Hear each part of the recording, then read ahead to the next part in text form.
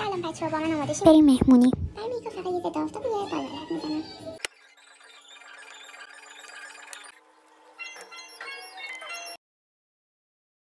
من برم لباس بپوشم. بدونم ولی جای سرم پیشم بگه لباس اینجا شم پیشم دارم میاد بسترم و کتم میپوشم باشم. برای اکسسوری هم یه گوشواره پوشیدم کلا صوف گوشواره با انگشتر. خب من الان آماده شدم و میخوام برم با همین استایلم مهمونی.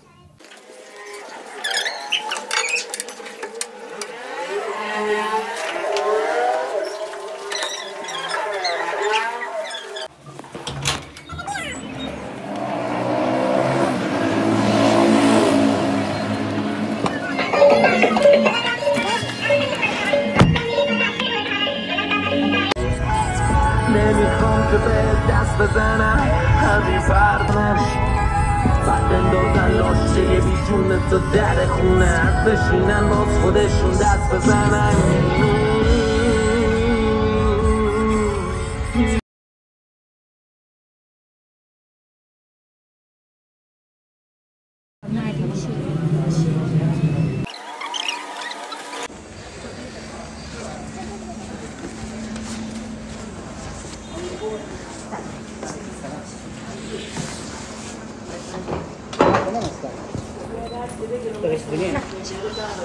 زیادی اجازه ویدیو گرفتن نداشتیم ولی خب براتون همینقدر ویدیو گرفتم.